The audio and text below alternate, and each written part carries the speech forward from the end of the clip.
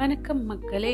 நம்ம எஸ்டிஆர் அவர்கள் 10 தல படத்துக்கு அப்புறம் 2 மூவிஸில் கமிட் பண்ணியிருந்தாரு இல்லைங்களா? அதில் ஒன்று தான் தக் லைஃப். இந்த படத்தில் எஸ்டிஆரோட போர்ஷன்ஸ் எல்லாம் ஷூட் பண்ணி முடிச்சிட்டாங்களாம். ஷூட் முடித்ததும் அந்த படக்குழுவினருக்கு சிம்பு அவர்களே பிரியாணி விருந்து கொடுத்து அசத்தியிருக்காருங்க. இப்போ அந்த படத்தோட டப்பிங் போர்ஷன்ஸும் முடிச்சாச்சுன்னு எஸ்டிஆர் அவர்கள் அவரோட சோஷியல் மீடியா பேஜில் ஷேர் பண்ணியிருந்தாருங்க. தக் லைஃப் மூவியோட டீசர் லாஸ்ட் இயர் ரிலீஸ் ஆகி பெரிய எதிர்பார்ப்பை கொடுத்துச்சு.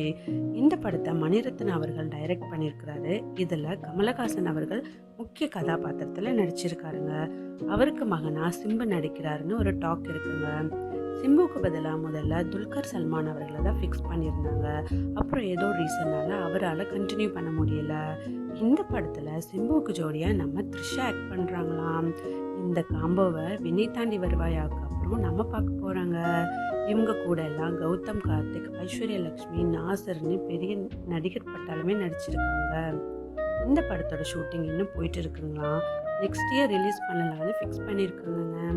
மியூசிக் நம்ம இசை புயல் ஏஆர் ரஹ்மான் தான் கம்போஸ் பண்ணியிருக்காருங்களாம். எஸ்டிஆர் 48 எஸ்டிஆர் அவர்கள் தக் லைஃப்க்கு அப்புறம் எஸ்டிஆர் 48 சைன் பண்ணியிருக்காருங்க. இந்த படத்தை கமலஹாசன் அவர்களோட ராஜ்கமல் ஃபிலிம்ஸ் தான் ப்ரொடியூஸ் பண்ணியிருக்காங்க.